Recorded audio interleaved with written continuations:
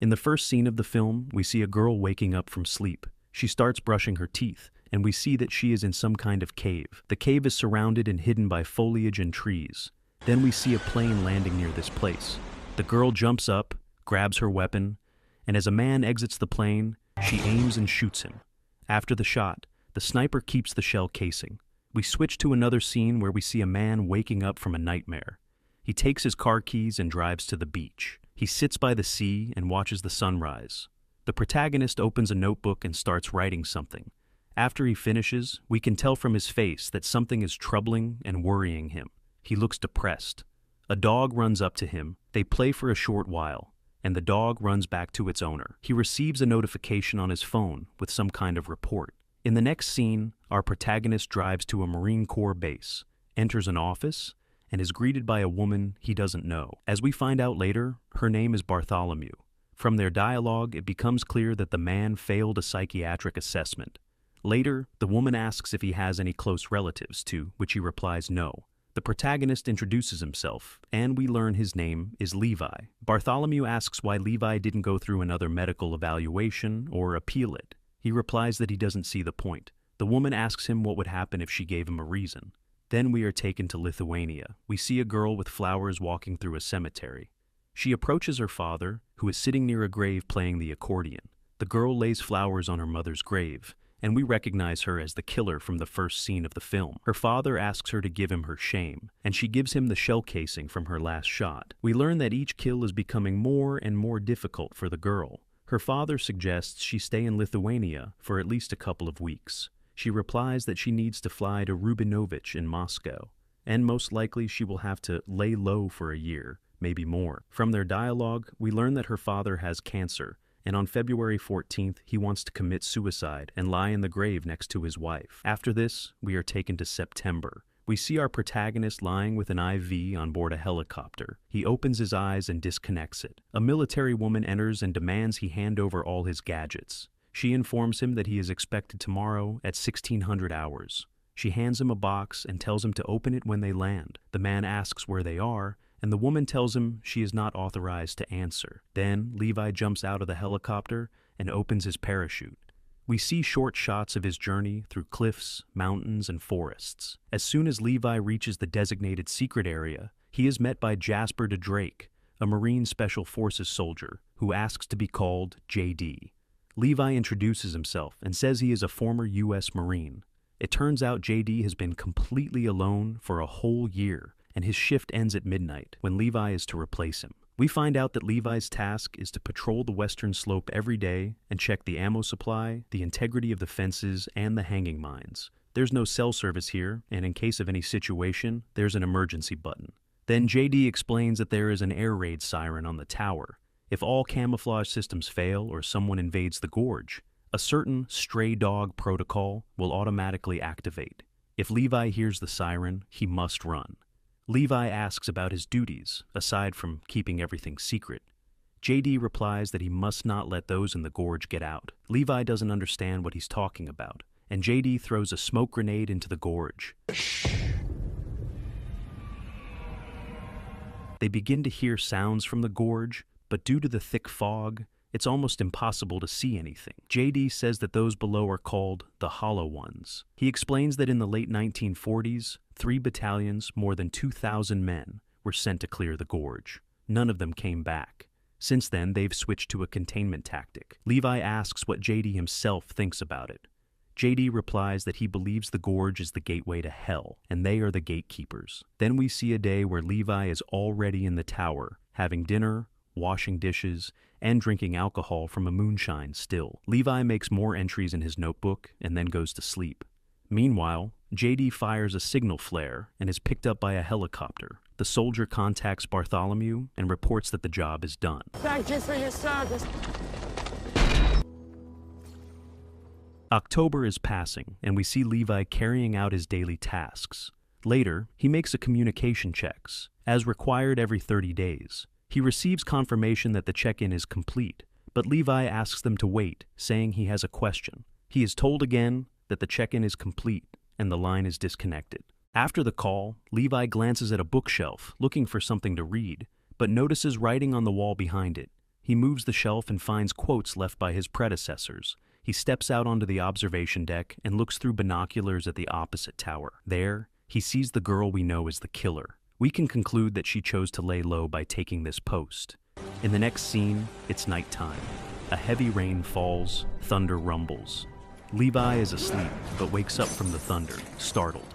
He grabs his rifle, but accidentally knocks over a glass next to his mattress, injuring his foot.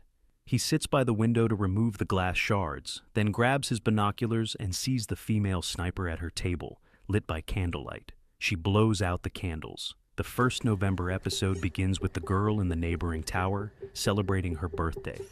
She sits with a slice of cake and a lit candle, sings a song, and drinks champagne. She looks through her binoculars at Levi and sees him on his observation deck, writing in his notebook.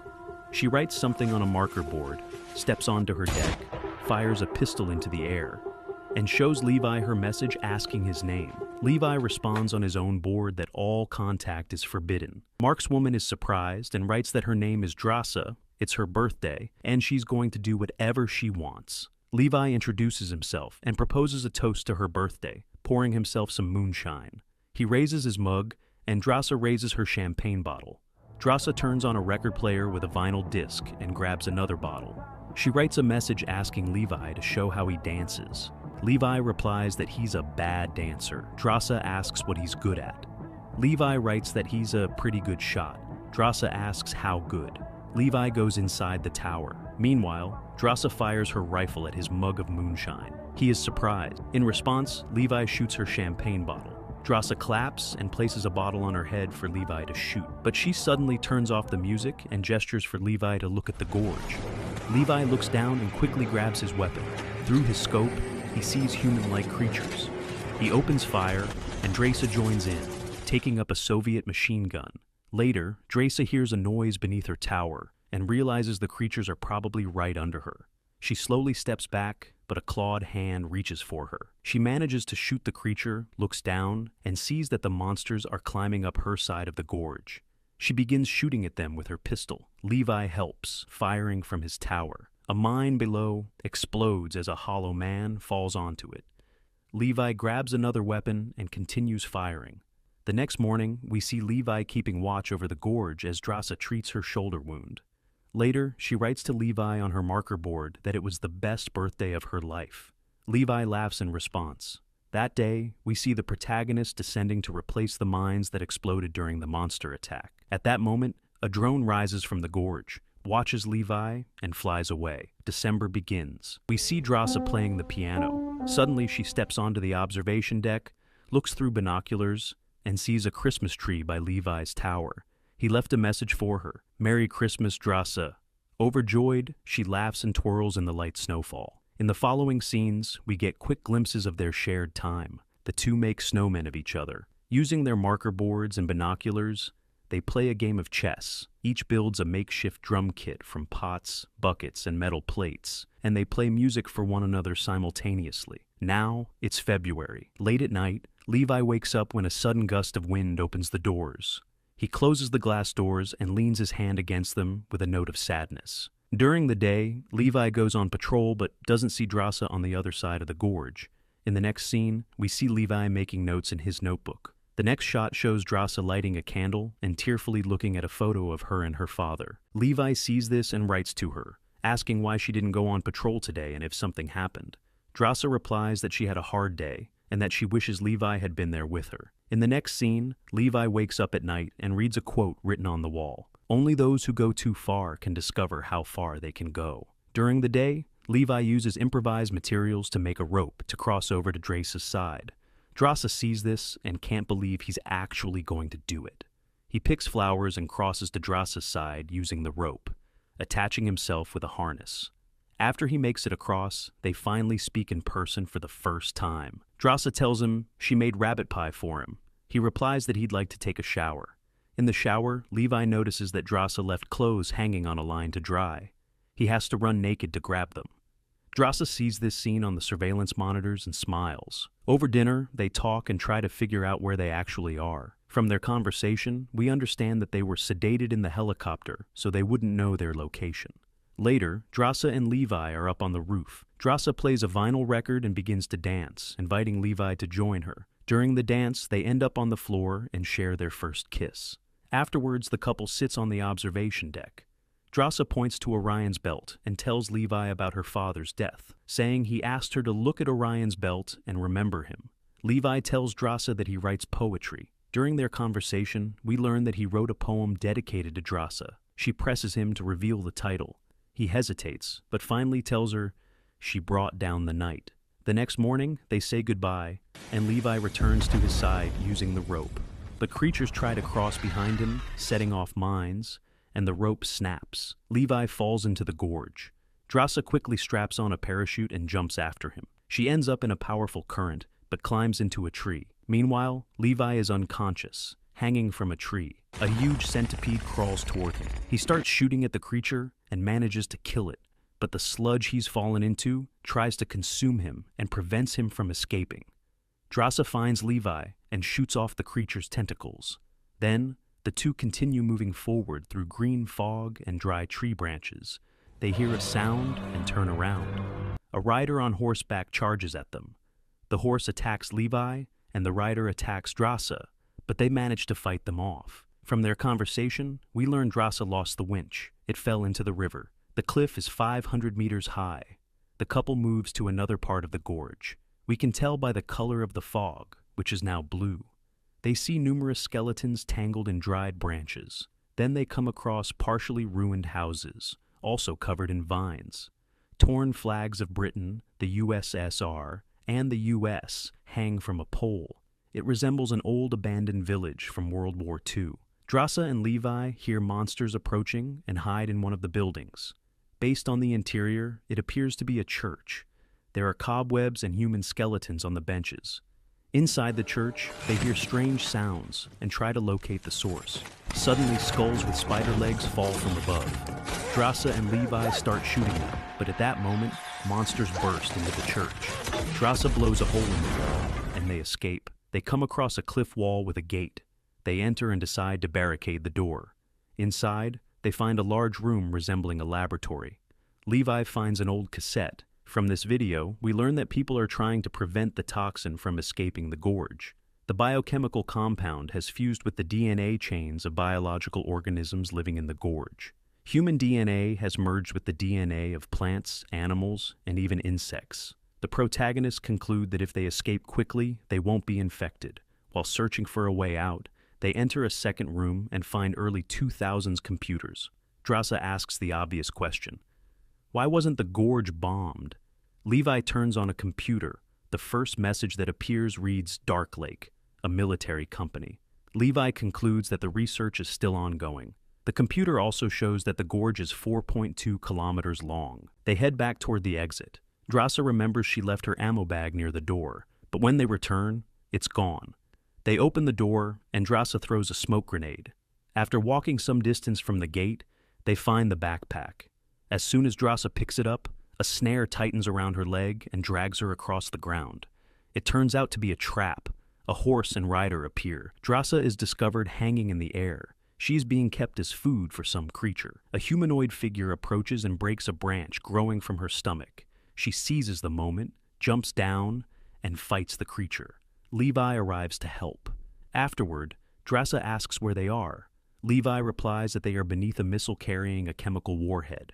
He says he found the launch shaft and that it's the only way out. Levi explains that after the earthquake, the missiles began to leak and the toxin is now in the fog. They can't stay in it for long. To escape, they need to cross a bridge where creatures hang like spiders from above. One of the monsters grabs Drasa and the pair begins to fight back. After burning through the creature's webbing, they climb up and find an old Jeep from the 1940s. Levi says those Jeeps have powerful winches. They drive through the gorge searching for cable and find some. While Drasa holds off the monsters, Levi starts tightening the cable. Drasa hits the gas and the vehicle begins to ascend. But other monsters start climbing the cable and the cliff wall after them. In the car, Levi finds a sword and begins slashing the creatures. Meanwhile, Drasa finds an axe and helps. One of the monsters attacks Levi, and he grabs onto a metal bar of the vehicle. With his knife, he punctures the gas tank.